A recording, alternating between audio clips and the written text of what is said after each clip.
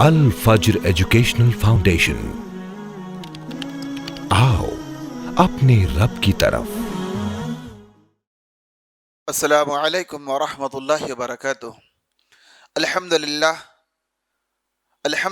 والصلاة والسلام علی رسول اللہ، اما بعد، قال اللہ تعالی اعوذ باللہ من الشیطان الرجیم الا تنصروه فقد نصرہ اللہ اذ اخرجہ الذین کفروا ثانی اثنین اذ ہما فی الغار اذ یقول لصاحبہ لا تحزن ان اللہ معنا فانزل اللہ سکینتہ علی رسولہ وأيده بجنود لم تروها وجعل كلمة الذين كفروا السفلى وكلمة الله العليا والله عزيز حكيم۔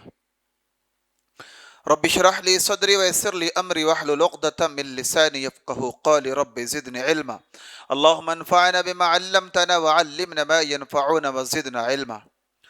صحابہ کرام رضوان اللہ اجمعین کی سیرت طیبہ کا جو سلسلہ شروع کیا، اس کی پہلی کڑی جلیل القدر صحابی خلیفہ رسول سیدنا ابو بکر صدیق رضی اللہ عنہ پیش خدمت ہے۔ انبیاء کی جماعت کے بعد انسانی تاریخ میں سب سے باکمال جماعت اگر کوئی ہے تو اصحاب رسول صلی اللہ علیہ وسلم کی جماعت ہے، اور پھر تمام اصحاب رسول، تمام صحابہ اکرام رضوان اللہ اجمعین میں اگر کوئی ایسی باکمال علم و فن کی سب سے زیادہ پختگی کے حامل اگر کوئی ذات ہے تو وہ صدیق اکبر رضی اللہ تعالی عنہ کی ہے۔ ابو بکر صدیق یہ اس عظیم عبقری شخصیت کا نام ہے جو نرم خو، ملنسار، اخلاق فاضلہ سے متصف تھے۔ ابو بکر اس عظیم ہستی کا نام ہے جنہوں نے ابتدا سے ہی پیارے نبی صلی اللہ علیہ وسلم کی دعوت پر لبیک کہا، اور پھر آپ صلی اللہ علیہ وسلم کے بچپن کے دوست ہونے کا شرف حاصل ہوا۔ پیارے نبی صلی اللہ علیہ وسلم پر اولین ایمان لانے کا شرف اللہ تعالیٰ نے آپ کو عطا کیا۔ پھر کیا تھا؟ اول سے لے کے آخر تک، ایمان کے پہلے دن سے لے کر آخری سانس تک پیارے نبی صلی اللہ علیہ وسلم کی دفاع میں آپ صلی اللہ علیہ وسلم کے ساتھ ایمان کی زندگی بسر کرنے میں لگ گئے۔ ابو بکر صدیق رضی اللہ عنہ کے تعلق سے ہم جو باتیں سنیں اور سن رہے ہیں، اس میں یہ باتیں ترتیب کے ساتھ غور کرتے جائیں۔ ابو بکر صدیق رضی اللہ عنہ کی پیدائش پیارے نبی صلی اللہ علیہ وسلم سے تقریباً 2.5 سال بعد ہوئی، یعنی آپ عام الفیل کے 2.5 سال بعد پیدا ہوئے۔ عام الفیل ہاتھیوں والے سال کو کہتے ہیں، جس سال ابرہہ نے بیت اللہ پر حملے کی کوشش کی تھی۔ جب آپ پیدا ہوئے، آپ کے گھر والوں نے آپ کا نام عبد الکعبہ رکھا۔ ایمان لانے کے بعد پیارے نبی صلی اللہ علیہ وسلم نے اس نام کو بدل کر عبداللہ عطا کیا، عبداللہ رکھا۔ آپ کے والد کا نام عثمان بن عامر تھا۔ قریش کی مشہور شاخ بنو تیم سے تعلق تھا، اور ابو قحافہ ان کی کنیت تھی۔ وہ بڑے اپنے زمانے کے تاجر انسان تھے۔ ابو بکر صدیق رضی اللہ عنہ کی والدہ کا نام سلمہ بنت صخر، اور ان کی کنیت ام الخیر تھی، ام خیر تھی۔ سیدنا ابو بکر صدیق رضی اللہ عنہ کے والد گرامی ابو قحافہ عثمان بن عامر رضی اللہ عنہ 90 سال کے قریب کی عمر میں ایمان لائے، اور تقریباً 14 ہجری 97 سال کی عمر میں آپ کا انتقال ہوا۔ والدہ محترمہ ام خیر ابو بکر صدیق رضی اللہ عنہ کے والد ابو قحافہ کے انتقال کے بعد بھی بحیات رہیں، ان کے بعد ہی ان کا انتقال ہوا۔ ابو بکر صدیق رضی اللہ عنہ کے 2 بھائیوں کا تذکرہ بھی تاریخ کی کتاب ملتا ہے، لیکن وہ بچپن ہی میں فوت ہو گئے۔ 2 بہنیں تھیں، ایک ام فروہ اور دوسری قریبہ۔ ام فروہ کی شادی مشہور صحابی قیس بن سعد سے ہوئی، اور قریبہ کا نکاح جو ہے مشہور صحابی قیس ابن سعد رضی اللہ عنہ سے ہوا۔ پیارے نبی صلی اللہ علیہ وسلم کے صحابی ابو بکر صدیق رضی اللہ عنہ ان خوش نصیب افراد میں سے ہیں کہ جنہوں نے پیارے نبی صلی اللہ علیہ وسلم کے ساتھ اس حالت میں زندگی گزاری کہ پیارے نبی صلی اللہ علیہ وسلم کے ساتھ ایمانی کیفیت، ایمانی زندگی بسر کی۔ ابو بکر صدیق رضی اللہ عنہ جب پیدا ہوئے، پیدائش کے موقع پر پوری دنیا کفر و ضلالت کے گڑھے میں ڈوبی ہوئی تھی، ہر طرف شرک کا، کفر کا بازار گرم تھا، ہر طرف برائی عام تھی، لڑائی جھگڑا، فتنہ فساد، قتل، خوریزی، شراب، کباب عام بات تھی، لیکن کبھی کسی نے ابو بکر صدیق رضی اللہ عنہ کو کسی برائی کے کام کی طرف نہیں دیکھا، کسی برائی کے کام میں ملوث نہیں پایا، بلکہ ابو بکر صدیق رضی اللہ عنہ ان خوش نصیب سعادت مند افراد لوگوں میں سے تھے جنہوں نے زمانہ جاہلیت میں شراب کو اپنے اوپر حرام قرار لیا تھا۔ ابو بکر صدیق رضی اللہ عنہ کو کبھی کسی نے شرک پر مجبور نہیں کیا۔ ایک دفعہ کا واقعہ ہے، ابو بکر صدیق رضی اللہ عنہ فرماتے ہیں کہ میری بلوغت کی عمر کے قریب میں والد ابو قحافہ نے ان کو بت خانے میں لے کر گئے اور وہاں جا کر کہا کہ یہ تمہارے معبود ہیں، یہ بڑے با اثر اور بڑے ہی زیادہ عزت اور بہت زیادہ تقدس کے حامل ہیں۔ ابو بکر صدیق رضی اللہ عنہ فرماتے ہیں کہ والد محترم نے اتنا کہا اور واپس آ گئے۔ سیدنا ابو بکر صدیق رضی اللہ عنہ فرماتے میں آگے بڑھا، ایک بت کے قریب گیا اور پھر میں نے اس سے کہا میں بھوکا ہوں، مجھے کھانا کھلاؤ، میں لباس کا محتاج ہوں، مجھے لباس عطا کر دو۔ لیکن جب کوئی جواب نہ ملا تو میں نے اس بت کو ایک پتھر کے ذریعے سے پتھر دیا، وہ بت منہ کے بل گر پڑا۔ سیدنا ابو بکر صدیق رضی اللہ عنہ بچپن ہی سے بڑے ذہین، فطین اور بڑے ہی ہوشیار تھے۔ آپ نے بچپن ہی سے لکھنا پڑھنا سیکھا۔ یہ بات اہل عرب کے لیے بڑے فخر کی چیز تھی اور بڑے قابلیت کی چیز تھی، اس لیے کہ عرب جاہلیت میں بہت کم لوگ لکھنا پڑھنا جانتے تھے۔ ابو بکر صدیق رضی اللہ عنہ ان خوش نصیب افراد میں تھے جنہوں نے بچپن ہی سے لکھنا پڑھنا سیکھ لیا۔ ابو بکر صدیق رضی اللہ عنہ نے لڑائی کے طور طریقے، ہتھیار چلانے کا فن بھی سیکھا، تجارت کے گر بھی سیکھے۔ پھر آپ جب 18 سال کی عمر کو پہنچے تو آپ نے باقاعدہ ملک شام، یمن اور عراق سے کپڑے کی تجارت کا پیشہ شروع کیا۔ یہ جیسے جوانی کی دہلیز پر پہنچے، آپ کی امانت، آپ کی دیانت، آپ کی صدق گوئی، یہ تمام اوصاف حمیدہ آپ کے اندر اور ابھر کر آئے۔ آپ اپنی تجارت میں صدق گوئی کی وجہ سے، سچائی، امانت، دیانت کی وجہ سے بہت زیادہ مشہور ہوئے، یہاں تک کہ آپ کی تجارت، آپ کا کاروبار بہت زیادہ پھلا پھولا اور آپ مکہ کے رئیسوں میں شامل ہو گئے۔ ابو بکر صدیق رضی اللہ عنہ جب مکہ کے رئیسوں میں شامل ہوئے، آپ جب با اثر اور آپ جب مالداروں میں شامل ہوئے، آپ جتنے زیادہ مالدار تھے اتنے ہی زیادہ رحیم تھے۔ آپ غریبوں کی، بے سہاروں کی، بے کسوں کی، بے بسوں کی مجبوری کو اپنی پریشانی سمجھ کر ان کی پریشانی کو دور کرنے کے لیے اپنا قیمتی وقت اور قیمتی سرمایہ لگا دیتے۔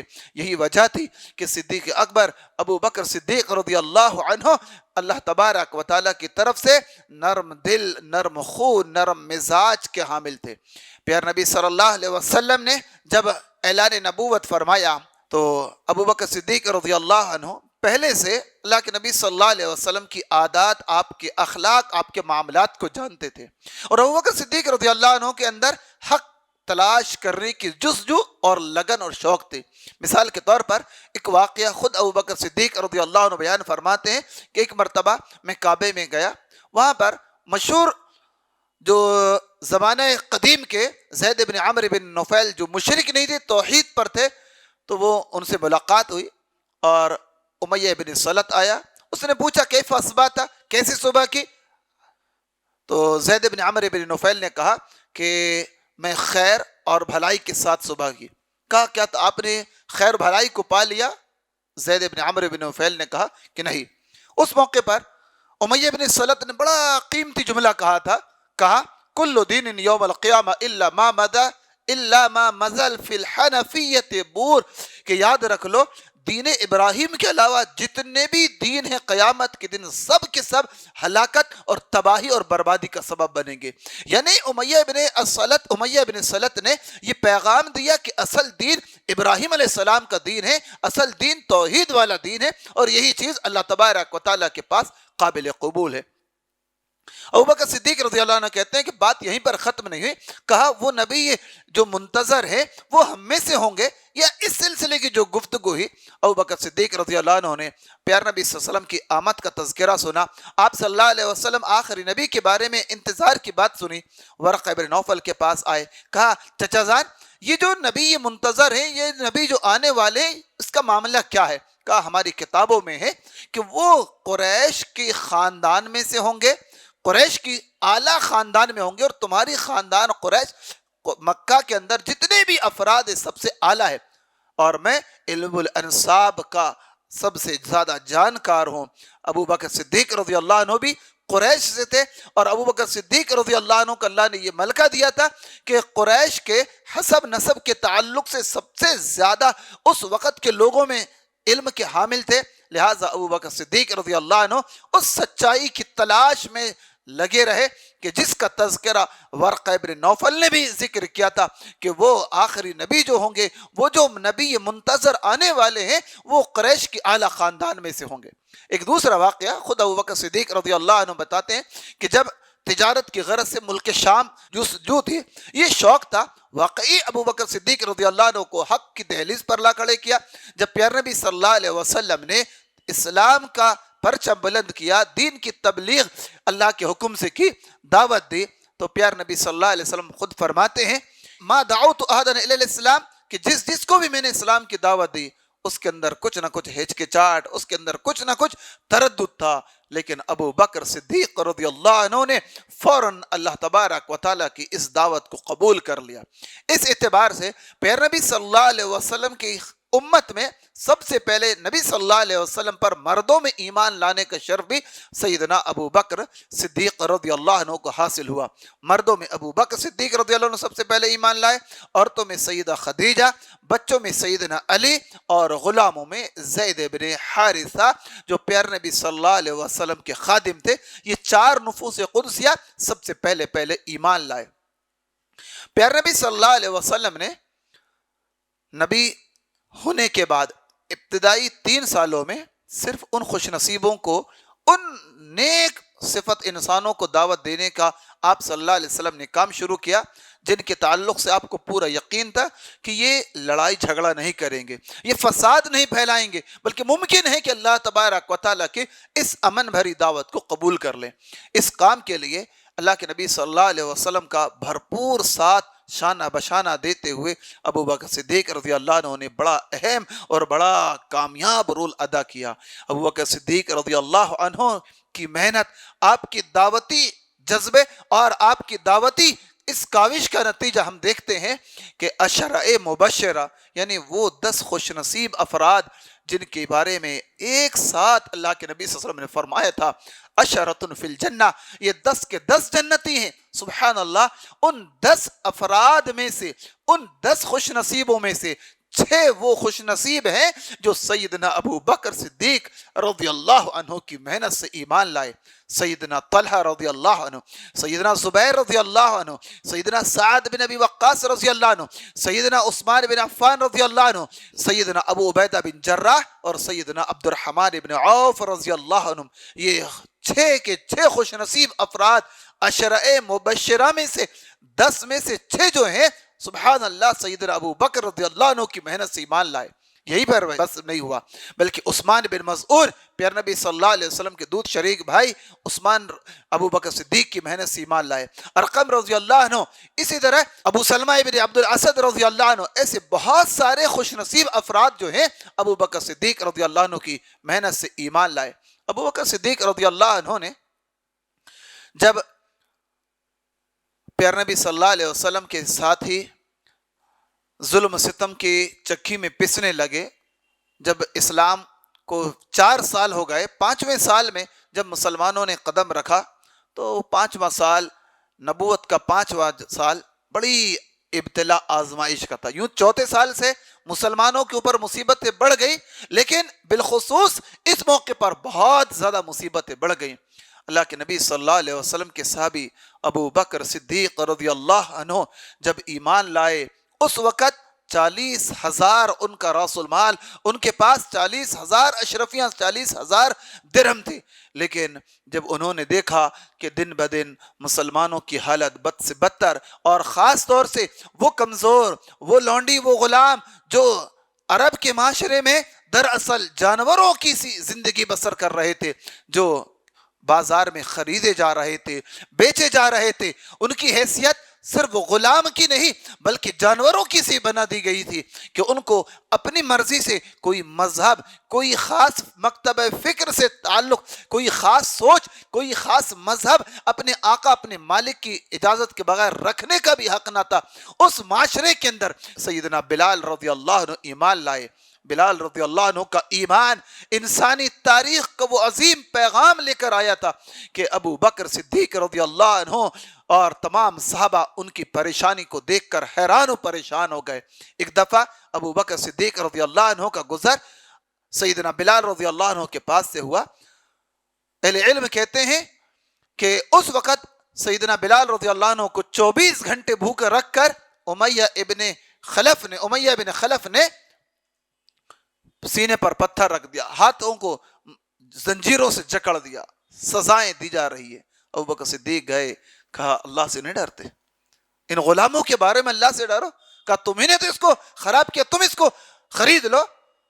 الگ الگ روایات ہیں، بعض روایتوں میں 5 درہم، بعض میں 7 درہم، بعض روایتوں میں 9 درہم، بعض روایتوں میں ایسا ہے کہ ایک مضبوط غلام کے بدلے، یا بعض روایتوں میں یہ ہے کہ ایک غلام، اس کی بیوی، اس کی بچی اور 200 دینار، الگ الگ روایات ہیں.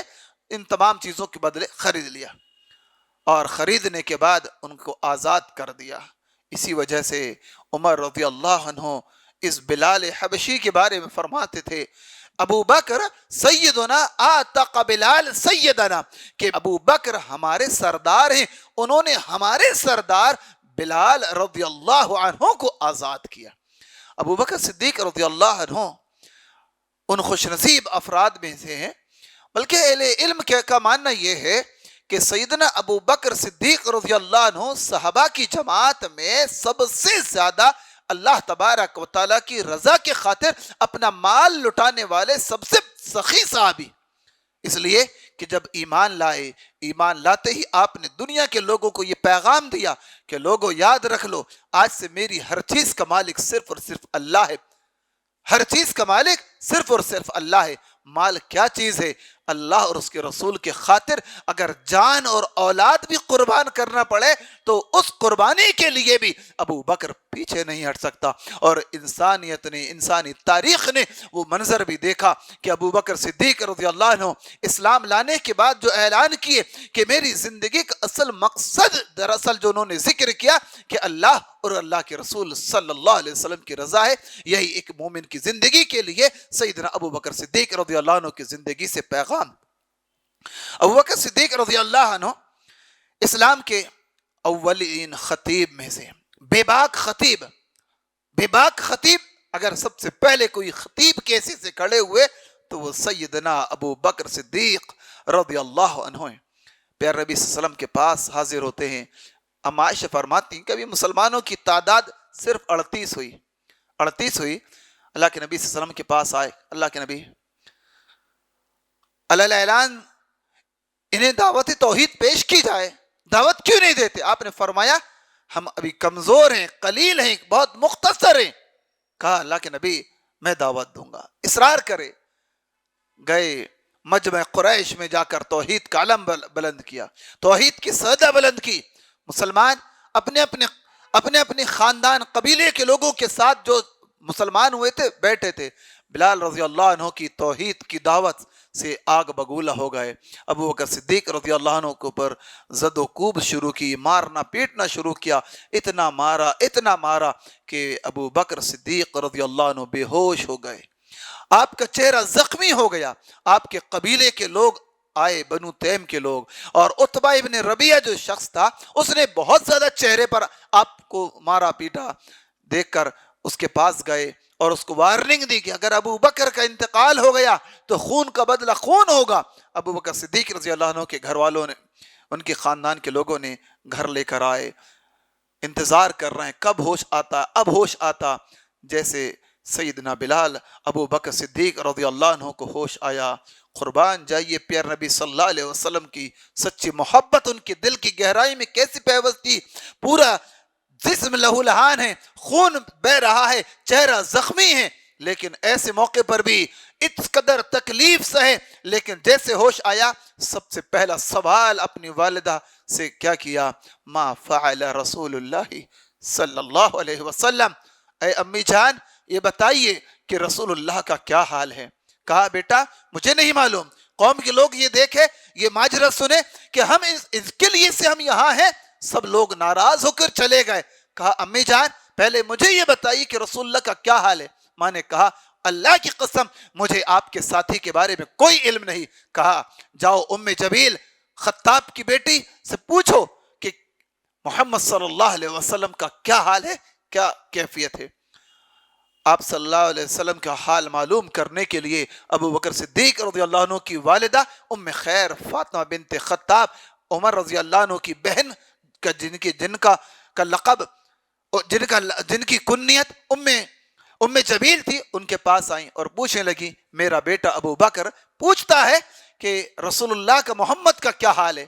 کہتی ہیں کہ نہ میں محمد کو جانتی صلی اللہ علیہ وسلم, نہ ابو بکر کو جانتی ہے, نہ محمد صلی اللہ علیہ وسلم کو جانتی ہو, نہ ابو بکر کو جانتی ہو, لیکن آپ یہ کہہ رہی ہو کہ آپ کے بیٹے ابو بکر کا قریش نے یہ حال کیا تو میں ان کی عیادت کرنے چلتی ہوں. آئیں, دیکھتے ہی چیخ پڑی اور کہنے لگی کہ یقیناً جن لوگوں نے اے ابو بکر آپ کا یہ حال کیا ہے اللہ ان سے ضرور انتقام لے گا, ضرور بدلہ لے گا. پھر آپ صلی اللہ علیہ وسلم کا حال ابو بکر صدیق نے پوچھا. کہا آپ کی والدہ سن رہی ہیں, ابھی تک وہ مسلمان نہیں ہوئی تھی, یہ راز کی بات تھی, اس لیے ام جمیل نے کہا کہ نہ میں محمد صلی اللہ علیہ وسلم کو جانتی ہوں نہ ابو بکر کو جانتی ہوں, یہ راز اللہ کے رسول صلی اللہ علیہ وسلم کا تھا. کہنے لگے ابو بکر آپ ان کی پرواہ نہ کیجئے. کہا اللہ کے نبی صلی اللہ علیہ وسلم خیر و عافیت میں ہیں. کہا کس جگہ پر ہے؟ کہا دار ارقم میں ہیں. دار ارقم, یہ گھر ارقم ابن ابی الارقم رضی اللہ عنہ جو ایک صحابی ابو بکر صدیق رضی اللہ عنہ کی محنت سے ایمان لائے تھے, یہ صفا پہاڑی کے قریب ان کا گھر تھا, وہاں پر موجود ہیں. آپ صلی اللہ علیہ وسلم کے پاس جانے اور آپ کے دیدار, آپ کی زیارت کا ان کو اندر ایسا شوق تھا. کہا ابو بکر صدیق رضی اللہ عنہ نے واللہ لا اذوق طعاما ولا اشرب شرابا حتى آتی رسول اللہ صلی اللہ علیہ وسلم او کما قال, کہ یاد رکھ لو اے امی جان نہ میں ایک گھونٹ پانی پیوں گا نہ ایک قطرہ اپنے منہ میں ڈالوں گا جب تک کہ پیارے نبی صلی اللہ علیہ وسلم کی زیارت نہ کر سکوں, آپ کو دیکھ نہ لوں. ام جمیل اور ابو بکر صدیق رضی اللہ عنہ اپنی والدہ دونوں خواتین کے سہارا لیتے ہوئے دار ارقم رات کی تاریکی میں آئے. وہاں پر آئے, دیکھتے کیا ہیں آپ صلی اللہ علیہ وسلم صحیح سلامت ہے. پیارے نبی صلی اللہ علیہ وسلم نے ابو بکر صدیق کی حالت دیکھی, آپ پر رقت طاری ہو گئی. آپ آگے بڑھے, ابو بکر کی پیشانی کا بوسہ لیا. ابو بکر صدیق رضی اللہ عنہ نے عرض کیا اللہ کے نبی یہ میری والدہ ہیں, یہ میری والدہ ہیں, مجھ سے بہت محبت کرتی ہیں. اللہ کے نبی یہ کافر ہیں, آپ ان کے حق میں اللہ سے دعا کریں, ممکن ہے کہ اللہ آپ کے ذریعے سے ان کو جہنم کی آگ سے بچا لے. پیارے نبی صلی اللہ علیہ وسلم پر رب کی رحمتیں کروڑوں کروڑوں سلامتی نازل ہو. پیارے نبی صلی اللہ علیہ وسلم نے فوراً اللہ تعالیٰ سے دعا کی اور فوراً اللہ تبارک و تعالیٰ نے اسی وقت ان کو توفیق دی اور اسی مجلس میں اللہ کے نبی صلی اللہ علیہ وسلم کی یہ صحابیہ ہونے کا ام خیر ابو بکر صدیق رضی اللہ عنہ کی والدہ کو شرف حاصل ہوا. وہ فوراً ایمان لائیں. ابو بکر صدیق رضی اللہ عنہ بہت زیادہ خوش ہوئے. بہرحال ابو بکر صدیق رضی اللہ عنہ کی والدہ ابتدا ہی سے تقریباً جب مسلمانوں کی تعداد 40 کے قریب ہوئی جب ایمان لے آئے. پیارے نبی صلی اللہ علیہ وسلم کے جن کمزور مسلمانوں پر ظلم ہو رہا تھا, جن کو ستایا جا رہا تھا, ایک کو ابو بکر صدیق رضی اللہ عنہ نے اپنی قیمتی مال کے ذریعے سے ان کو خرید کر آزاد کیا، ذنیرہ رضی اللہ عنہ کو آزاد کیا، اسی طرح ام عبیس کو خرید کر آزاد کیا۔ اس طرح کے تقریباً 7 وہ کمزور لوگ جو مکہ کے اندر بہت زیادہ ستائے جا رہے تھے، پریشان کیے جا رہے تھے، ان کو خرید کر آزاد کیا۔ آپ کی اس خرچ کو دیکھ کر آپ کے والد ابو قحافہ جو ابھی ایمان نہیں لائے تھے، انہوں نے ایک مرتبہ کہا، بیٹا آپ اپنا قیمتی مال سرمایہ جن لوگوں پر خرچ کر رہے ہو وہ غریب ہیں، وہ غریب ہیں، پسماندہ ہیں، زبوں حالی کے شکار ہیں، کاش تم کسی مالدار کے لیے اپنا مال خرچ کرتے۔ ابو بکر صدیق رضی اللہ عنہ نے جواب دیا کہ میں اپنی دنیا کے لیے نہیں بلکہ اپنی آخرت اور اللہ کی رضا کے لیے اپنا مال خرچ کر رہا ہوں۔ ابو بکر صدیق رضی اللہ عنہ نہایت بااخلاق، نہایت ملنسار اور بہت زیادہ اخلاق کریمانہ سے متصف تھے۔ ابو بکر صدیق رضی اللہ عنہ کے اندر وہ تمام خوبیاں کوٹ کوٹ کر سمائی ہوئی تھی جو خوبیاں شریعت پسند کرتی ہے اور جو محمد الرسول اللہ صلی اللہ علیہ وسلم کے اندر موجود تھی۔ مثال کے طور پر جب مسلمانوں کو پریشان کیا جانے لگا، آپ صلی اللہ علیہ وسلم نے حبشہ کی ہجرت کی اجازت دی، بہت سارے مسلمان مکہ چھوڑ کر حبشہ چلے گئے۔ ابو بکر صدیق رضی اللہ عنہ بھی حبشہ جانے کے لیے نکلے، ایک مکہ سے دور برق الخیمات پر پہنچے۔ جب وہاں پر پہنچے، آپ رضی اللہ عنہ کو قبیلہ قارہ کے سردار ابن دغنہ نے روک لیا اور کیا کہا، پوچھا این ترید یا ابا بکر، ابو بکر کہاں جا رہے ہو؟ ابو بکر صدیق نے عرض کیا، اخرجنی قومی، اخرجنی قومی، مجھے میری قوم نے نکال دیا، میں جا رہا ہوں، دنیا میں جاؤں گا جہاں بھی اللہ تبارک و تعالیٰ کو حکم ہوگا، میں اللہ کی زمین کو شادائے میں اللہ کی عبادت کروں گا۔ کہا مثلک مثلک یا ابا بکر لا یخرج ولا یخرج، اے ابو بکر آپ جیسے اچھا انسان، نیک انسان، شریف انسان نہ کسی سوسائٹی سے نکلے گا نہ نکالا جائے گا۔ آپ جیسے انسان یہاں سے نکلو گے یا کسی کو ہمت ہے آپ جیسے انسان کو نکالنے کی؟ انک تکسب المعدوم، آپ بے کسوں کا سہارا ہیں، وتصل الرحم، رشتہ جوڑنے والے ہیں، وتقری الضیف، مہمان نواز ہیں، وتعین علی نوائب الحق، مصیبت زدہ لوگوں کی مصیبتوں کے دور کرنے والے ہیں۔ لہٰذا آپ جیسے انسان یہاں سے نکلے یا نکالا جائے، یہ کسی معاشرے کے اندر کسی قیمت میں برداشت کی بات نہیں ہے۔ لہٰذا ابو بکر صدیق رضی اللہ عنہ کے لیے ایک کافر جو ابھی کافر تھا ابن دغنہ، وہ ڈیفینس بن کر آپ کی طرف سے دفاع کرنے والا بن کر حاضر ہوا۔ آپ صلی اللہ علیہ وسلم کی زندگی کا اور ابو بکر رضی اللہ عنہ کی زندگی کا سب سے قیمتی سفر، سب سے نازک سفر اور سب سے اہمیت والا اگر کوئی سفر ہے تو سفر ہجرت ہے۔ اور ہجرت ایک سفر نہیں بلکہ روداد زندگی ہے اور قربانیوں کی ایک آماج گاہ ہے۔ اور اگر قربانیوں کے تعلق سے اگر دیکھا جائے کہ ابو بکر صدیق رضی اللہ عنہ کا مرتبہ، ابو بکر صدیق رضی اللہ عنہ کے مقام کو اگر کسی واقعے نے سب سے زیادہ اہمیت کا حامل بنایا تو وہ واقعہ ہجرت نے۔ جب اللہ کے نبی صلی اللہ علیہ وسلم مکہ سے ہجرت کر کے مدینہ جانے کی اجازت دی، بہت سارے صحابہ مدینہ کی ہجرت کے لیے نکلے۔ ابو بکر صدیق نے بھی عرض کیا، اللہ کے نبی میں بھی ہجرت کرنے کی ارادہ رکھا۔ ابو بکر صدیق سے اللہ کے نبی نے فرمایا، ممکن ہے کہ آپ کو میری صحبت کا شرف حاصل ہو جائے، یعنی آپ میرے ساتھ ہجرت کریں۔ پھر وہ وقت بھی آیا کہ جب پیارے نبی صلی اللہ علیہ وسلم دوپہر میں آئے کہ ابو بکر اللہ کا حکم ہو چکا ہے، آپ ہجرت کے میرے ساتھی ہوں گے۔ کہ اللہ کے نبی 2 سواریاں ہیں، کہا آپ صلی اللہ علیہ وسلم نے کہ ٹھیک ہے، قیمت کے ذریعے سے ایک سواری لی جائے گی، اور یہی وہ سواری تھی جو اللہ کے نبی صلی اللہ علیہ وسلم نے ابو بکر صدیق سے خریدی تھی، جس کا نام قصوہ تھا، اور یہ بڑی زبردست اللہ کے نبی صلی اللہ علیہ وسلم کی سواری تھی۔ اس کی باقاعدہ پوری ایک داستان اور اس کی ایک تاریخ ہے۔ ابو بکر صدیق رضی اللہ عنہ نے واقع ہجرت کے لیے اللہ کے نبی صلی اللہ علیہ وسلم کے ساتھ جو پلاننگ کی، اتنی کامیاب پلاننگ، اتنی کامیاب ترکیب تھی کہ 3 دن تک پورا معمول بنا دیا۔ اسما رضی اللہ عنہ کھانا تیار کرتی، عبداللہ جو اللہ کے نبی ابو بکر صدیق کے بیٹے تھے وہ خبریں بتاتے، دن بھر کی خبریں رات میں جا کر بتاتے۔ عامر بن فہیرہ بکری چلا کر دودھ لا کر دیتے. عبداللہ بن عریقت کو آپ صلی اللہ علیہ وسلم اور ابو بکر نے اس چیز پر معمور کیا کہ 3 دن کے بعد تم فلاں جگہ پر ہم کو ملو گے اور وہاں سے ہم کو مدینے کا سفر طے کراؤ گے. یہ پورا کا پورا واقعہ ایک بہت بڑی نشانیاں، بہت زبردست پیغام لے کر ہمارے سامنے حاضر ہوتا ہے. خاص طور سے امام سہیلی رحمہ اللہ نے اس واقع ہجرت کے تعلق سے کہا کہ جب یہ واقعہ ہے اللہ کے نبی صلی اللہ علیہ وسلم کے ساتھ ابوبکر صدیق رضی اللہ عنہ نکلے تو ابوبکر صدیق رضی اللہ عنہ ڈائریکٹ نہیں چل رہے تھے، بلکہ کبھی دائیں کبھی بائیں، کبھی آگے کبھی پیچھے. اللہ کے نبی صلی اللہ علیہ وسلم نے پوچھا کہ ابو بکر کیا معاملہ ہے؟ کبھی دائیں کبھی بائیں، کبھی آگے کبھی پیچھے. کہ اللہ کے نبی جس طرف سے یہ خطرہ لاحق ہوتا ہے کہ ممکن ہے دائیں جانب سے آپ کے اوپر حملہ ہو جائے، میں دائیں طرف کھڑا ہو جاتا ہوں. بائیں جانب سے حملے کا خدشہ ہوتا ہے، بائیں جانب آ جاتا ہوں. کبھی ایسا لگتا ہے کہ پیچھے سے کوئی تعاقب کرنے والا آپ کو گرفتار نہ کر لے، اس لیے کہ قریش نے اعلان کیا تھا کہ جو بھی ابو بکر یا محمد صلی اللہ علیہ وسلم کو زندہ یا مردہ پکڑ کر لائے اس کو 100 اونٹوں کا انعام دیا جائے گا. ممکن ہے کہ کوئی آئے اور آپ کو پیچھے سے اچک لے، گرفتار کر لے، پکڑ لے یا آپ پر حملہ آور ہو جائے.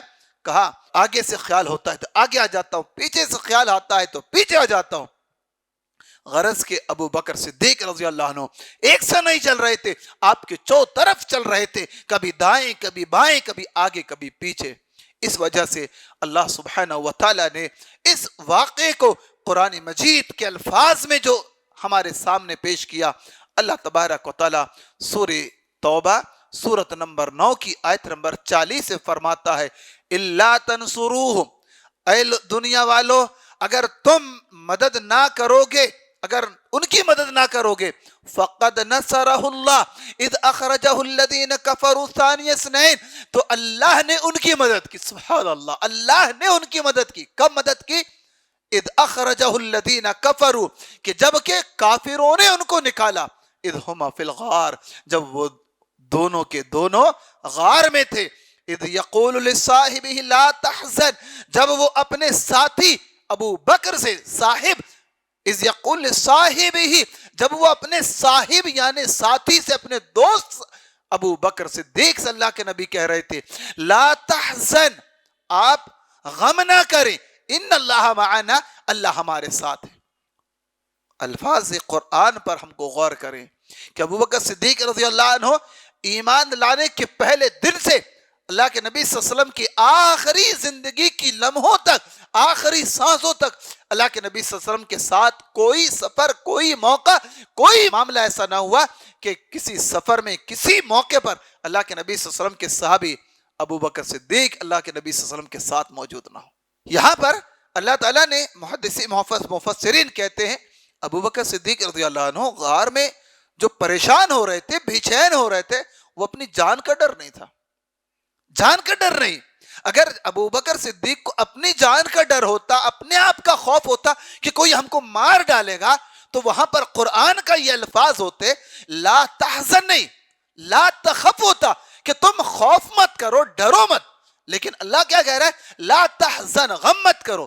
یعنی ابو بکر صدیق کو اپنی جان کا ڈر نہیں تھا، اللہ کے رسول صلی اللہ علیہ وسلم کا حزن و ملال ستا رہا تھا. ان کی پریشانی، اللہ کے نبی صلی اللہ علیہ وسلم کا ٹینشن، ان کی فکر ستا رہی تھی کہ میرا تو چاہے کوئی فکر نہیں، کوئی معاملہ نہیں، اللہ کے نبی کا کیا ہوگا؟ اللہ کے نبی کو تکلیف ہوگی تو ابو بکر کا کیا عالم ہوگا؟ لہٰذا یہ ابو بکر صدیق رضی اللہ عنہ کی محبت کا ایک اعلیٰ پیمانہ جو اللہ تعالیٰ کو بھی پتا تھا، اللہ کے نبی کو بھی پتا تھا کہ سب سے زیادہ ابو بکر اگر کسی ذات سے محبت کرتے تو وہ محمد الرسول اللہ صلی اللہ علیہ وسلم کی ذات بابرکت ہے. اور یہ اللہ تبارک و تعالیٰ نے ابو بکر صدیق کے جذبات کو قرآن کے الفاظ میں بتایا کہ لا تحزن. مفسرین نے یہ نقطہ ذکر کیا کہ ابو بکر صدیق اپنی جان کے بارے میں ڈر نہیں رہے تھے، بلکہ اللہ کے نبی صلی اللہ علیہ وسلم کی فکر ان کو ستا رہی تھی. اس وجہ سے وہ کہہ رہے تھے اللہ کے نبی مشرکین پہاڑ کے دہانے پر ہے، پیر ان کے دکھ رہے ہیں، کہ اگر نیچے دیکھیں ہم دکھ جائیں گے. اور دوسری چیز، ابو بکر صدیق رضی اللہ عنہ کو اللہ تعالیٰ نے بے شمار خوبیاں عطا کیا تھا، بے شمار خوبیاں. یوں ابو بکر صدیق رضی اللہ عنہ کا قد بہت زیادہ اونچا نہیں تھا، ان کی حالت بہت زیادہ موٹی نہیں، دبلے پتلے صحابی تھے، رنگ گورا تھا، خوبصورت ہے لیکن بہت زیادہ پہلوان نہیں. لیکن سب سے عظیم چیز ابو بکر صدیق رضی اللہ عنہ کے اندر یہ تھی کہ آپ بلا کے بہادر تھے، حد درجے بہادر صحابی تھے. ان کی بہادری کا تذکرہ اگر دیکھیں بہت سارے واقعات تھے، صرف 2 واقعے، اور دونوں واقعے جلیل القدر صحابی علی المرتضی رضی اللہ عنہ نے اپنے خطبے میں بیان کیا. البدایہ والنہایہ کے اندر ایک مرتبہ علی رضی اللہ عنہ اپنے زمانے میں کھڑے ہوئے خطبہ دے رہے تھے. لوگوں سے سوال کیا، یہ بتاؤ سب سے زیادہ بہادر کون؟ کہا علی آپ سب سے زیادہ بہادر. کہا نہیں، سب سے زیادہ بہادر میں نہیں، ارے مجھے تو جب مقابلے کے لیے کوئی دعوت دیتا تب میں جاتا. سب سے زیادہ بہادر اگر کوئی صحابی کوئی شخص تھے تو وہ ابو بکر صدیق رضی اللہ عنہ. ایک مرتبہ علی رضی اللہ عنہ فرماتے ہیں کہ ایک جنگ کے موقع پر آپ صلی اللہ علیہ وسلم کے لیے ایک سائبان بنایا گیا اور وہاں پر پہرے داری کے لیے اعلان کیا گیا کہ کون ہے جو آپ صلی اللہ علیہ وسلم کی پہرے داری، آپ صلی اللہ علیہ وسلم کی نگرانی کرے کہ کوئی دشمن آپ کا نقصان نہ پہنچا سکے. یہ اعلان ہوتے ہی صحابہ کی جماعت میں بڑے بڑے صحابہ تھے، لیکن اگر کوئی شخص آگے بڑھا تو ابو بکر صدیق تلوار لہراتے ہوئے آگے بڑھے. اور عالم یہ تھا کہ جو کافر بھی اب اللہ کے نبی صلی اللہ علیہ وسلم پر حملہ زن ہوتا یا حملے کے ارادے سے آگے آتا، ابو بکر صدیق بے تحاشا اس پر ٹوٹ پڑتے اور لمحوں میں اس کا کام تمام کر دیتے. ابو بکر صدیق رضی اللہ عنہ کی بہادری کا تذکرہ کرتے ہوئے علی رضی اللہ عنہ فرماتے ہیں ایک دفعہ قریش کے مجمع میں اللہ کے نبی صلی اللہ علیہ وسلم نے دعوت توحید پیش کی. قریش آپ پر ٹوٹ پڑے، کوئی آپ کو مار رہا تھا، کوئی آپ کو ڈانٹ رہا تھا، کوئی چلا رہا تھا، کوئی کہہ رہا تھا کیا یہی ہے، کیا تو ہی ہے کہ بہت سارے خداؤں کو ایک بنا دیا. آپ صلی اللہ علیہ وسلم کے صحابی ابو بکر کو پتا چلا، آپ دوڑے ہوئے آئے اور کیفیت یہ تھی کہ دبلے پتلے صحابی تھے ابو بکر صدیق، لیکن ہمت اتنی زیادہ کہ کسی کو دھکا دیا، کسی کے گریباں پکڑا، کسی کو مارا، اور یہ کہتے ہوئے اللہ کے نبی صلی اللہ علیہ وسلم کا دفاع کر رہے تھے کہ ویلکم، افسوس ہے تمہارے اوپر ظالمو، ہلاک ہو جاؤ، اللہ کا غضب تمہارے اوپر نازل ہو. اتقتلون رجلا ان یقول ربی اللہ، کیا اللہ کے نبی کو صرف اس جرم میں تم مار رہے ہو، اس انسان کو، کہ ان کا جرم یہ ہے کہ اللہ ایک ہے، اللہ ایک ہے، اللہ کے سوا کوئی معبود نہیں، صرف یہی جرم ہے. اور پھر اس واقعے کو بیان کر کے علی رضی اللہ عنہ زار و قطار رونے لگے اور فرمانے لگے لوگو یاد رکھو، یاد رکھو آل فرعون کا وہ شخص جو اپنا ایمان چھپایا ہوا تھا وہ زیادہ بہتر تھا یا ابو بکر صدیق رضی اللہ عنہ زیادہ بہتر تھے؟ کہا یاد رکھنا ابو بکر صدیق رضی اللہ عنہ کے ایمان کا ایک لمحہ، ایک موقع، ایک دن، ایک ساتھ اس آل فرعون کے اس شخص جس نے موسیٰ پر ایمان لایا اور اپنے ایمان کو چھپائے رکھا، اس کی پوری زندگی کے ایمان پہ بھاری ہے. ایک لمحہ، ایک دن ابو بکر صدیق کا ایک لمحہ اس کی پوری زندگی کے ایمان سے بھاری ہے. لہٰذا سیدنا ابو بکر صدیق رضی اللہ عنہ بے شمار خوبیوں کے مالک جو تھے، واقعی ابو بکر صدیق رضی اللہ عنہ کو یہ جو مرتبہ حاصل ہے کہ انبیاء کی جماعت کے بعد انسانی تاریخ میں ابو بکر صدیق رضی اللہ عنہ جیسے با کمال اور ایک عظیم شخصیت اگر کوئی ہے تو انبیاء کی جماعت کے بعد صرف اور صرف ابو بکر صدیق کی. ایسا ایمان جو رب نے ابو بکر صدیق کو عطا کیا تھا، ایسی استقامت، ایسا یقین، ایسے نبی کی سچی محبت، ایسی اللہ تبارک و تعالیٰ کے دین کا سچا جذبہ اور دین کی فدائیت کا جذبہ، اللہ کے نبی صلی اللہ علیہ وسلم کی محبت کا جذبہ، دین کی نشر و اشاعت کا جذبہ، اسلامی ہمدردی کا اور مسلمان کی آپس میں بھائی چارگی، اخوت کا جذبہ، ایسی تمام تر خوبیاں اگر کسی صحابی کے اندر بدرج اتم موجود تھی تو سب سے بڑا نام ہم کو ہمارے سامنے ابھر کر آتا ہے تو وہ پیار نبی صلی اللہ علیہ وسلم کے یار غار ابو بکر صدیق رضی اللہ عنہ کا۔ انشاءاللہ اس سلسلے کے بہت سارے واقعات اور باتیں اگلے دروس میں آئیں گی۔ اللہ تعالیٰ سے ہم دعا کرتے ہیں کہ مولا کریم ہم تمام کو صحابہ کرام رضوان اللہ اجمعین کے نقش قدم پر چلنے کی توفیق عطا فرمائے، ہماری دنیا اور آخرت کو اللہ تعالیٰ اپنے فضل و کرم سے کامیاب فرما کر قیامت کے دن اللہ ہم تمام کو انبیاء کے ساتھ صلح صدیقین اور شہیدوں کے ساتھ جنت الفردوس کے اعلیٰ مراتب پانے کی توفیق عطا فرما دے، آمین۔ وآخر دعوانا ان الحمد للہ رب العالمین۔ السلام علیکم ورحمۃ اللہ وبرکاتہ۔ It's Al Fajr Educational Foundation presentation.